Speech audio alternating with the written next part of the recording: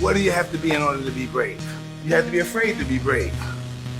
You know what I mean? That's what makes people say you're brave, because they know you're afraid, and now you're facing something that, as a rhythm nation, is unnatural to be facing.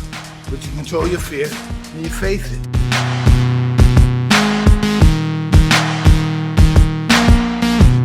You don't have to give a prediction on this if you don't want to, because I know you know both of these fighters personally. Mike Tyson versus Roy Jones. What's your thoughts on this exhibition that's going to go 8 rounds, and just overall who you think going to win the fight and how's it going to play out? Are you going to be there? I'm nervous for that fight, to be honest with you. I'm nervous. I don't know what to expect. Like, I don't know. Like, I'm nervous for Roy. I'm nervous for Mike.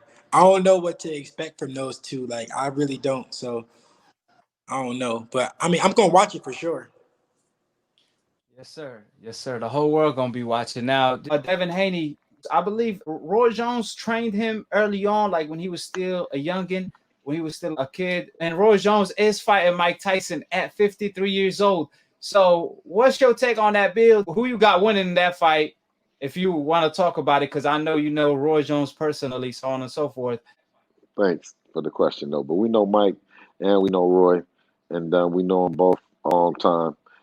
In this business, it's like we just pointed out. If it's an opportunity for your peer, it's hard to say adversary, but I would say one of your peers to make Right. some money, even at 53. And I don't know what Roy's age would be. You sit down and you talk about it. So to see those two guys to entertain, doing business, I mean, it's everything for me. The winner will be the fans, I'm sure. You know what I mean? I'll be a winner by just seeing how Roy prepares to fight Mike, Mike being a heavyweight, a true heavyweight. And I don't think Roy has fought ever like a true heavy. John Ruiz, yeah, but he wasn't the same kind of heavyweight that Mike is. So I think, like I said, definitely the fans will be the winner in that fight. This week, Mike Tyson is fighting against Roy Jones now. During the press conference, Mike Tyson said that he's looking to disable Roy Jones come fight night. Now, the rules came out claiming that neither fighter could go for the knockout. What's your take on that? That neither fighter I'm could go more for the knockout? Is that possible? knowing Mike and knowing Roy personally. I think once they get up in the ring, all that rules and all that other shit then went out the window. Unless we dive into it more and it's some kind of clauses about the money and shit like that. Well, then if that's the case, then it's no more than WWF or WWE or whatever it is.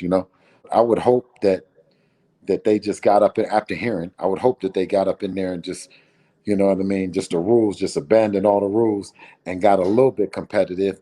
But at the same time, they're older guys, you know what I mean, who've been afforded the opportunity to put on an exhibition, and we shouldn't want more out of out of it than they're willing to give, than they're willing to put up. If that's what we're going to get, then we should just be satisfied with it. I would love for them to go toe to toe and all that, but Yeah, yeah. safety always come first. Yeah, yeah, Health. exactly. So I don't want to be like, I want them to just bash their heads in. I know both of them, and that wouldn't be good for either one of them. Both of them have families, so I'm cool with however it goes. Yes, sir. Yes, sir. As much as I'm looking forward for the fight, the fact that I heard the news, I'm not really that upset because I was really scared for Roy. There's more rules that came out. There's no judges, no winner announced. What's your take on that? They kind of changing the rules last minute. There's no judges, no winners. Ultimately, it's a pay-per-view extravaganza. You know what I mean? Mike has quoted as, I think he's had 1 billion impressions or 1 billion hits, since he's been announcing the fight. And clearly, I think he has more eyeballs on his fight, his exhibition, than a lot of fighters. I mean, or not the whole entire boxing community.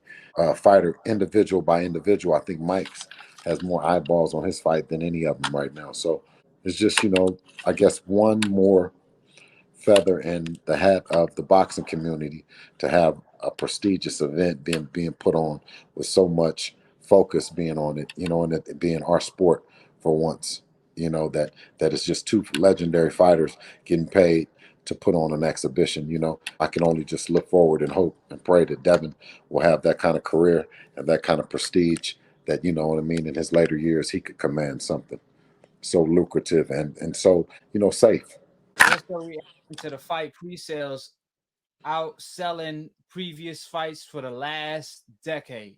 Oh, Mike Tyson versus Jones on pay-per-view. wow.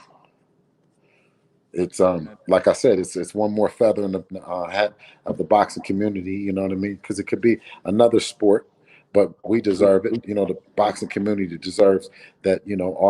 Our champions be respected and be paid and be treated as such. So, I think a shout out to the whole Tyson family.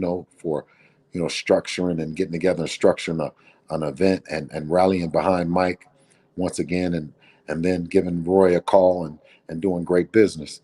And that's what this thing is all about. He dropped a jewel on Tank, and he told Tank that that's what fighters should be doing. And I reiterated to you earlier in the interview that that's one of the things that I admired about Devin and Teofimo to be doing. Of course, I'm Devin's manager, but as a father, to see your son, evolve as just being a fighter to being a businessman and have the acumen to do the things that Mike dropped the jewels on, and then just to see him, so, it's just like I said, I can't say it enough. It's just a great time to be involved with Team Haney. We do have a super chat. Lopez really think he undisputed. Now, based on that comment, obviously you talked about what Mike Tyson said, and Roy Jones also said that there's nothing wrong with having too many belts in the sport of boxing. As long when you become a champion, you want to collect all the belts. If you don't collect all the belts, then you truly don't believe you the best. That's what Roy Jones said, right? Now, Tio, when he beat Lomachenko, he said he want to change the wave in the sport of boxing. He tired of this, I'm going to build this fight up. He said, I want to make the fights now. Like, I want to make the big fights now. So we were all loving it. We thought Tio was going to change the landscape in the sport of boxing. However, when it came to collecting that last missing piece of the puzzle, he went from the takeover to taking parts. He started claiming he undisputed when he's a unified, So when Tio says it's a takeover, is it take over the city, not the world? Or is it undisputed?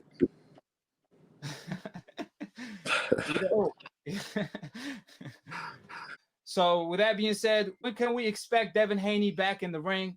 Obviously, the champ had a birthday, so happy late birthday to the champ. When can we see Devin back in the ring?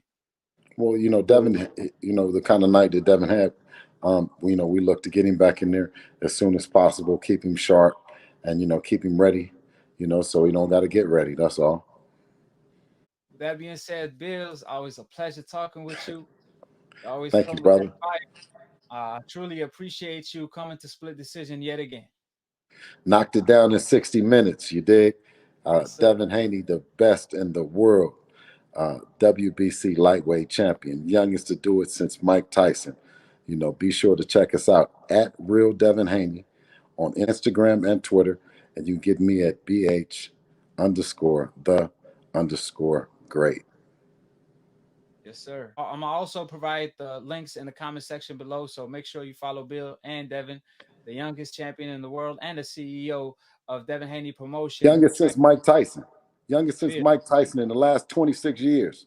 You can also add to that the most feared since Mike Tyson, because like I said, he got the A-class boogie status. He got that fearsome status because he's always last on that wish list. You know what I tell him, Bill? I don't hype up Devin.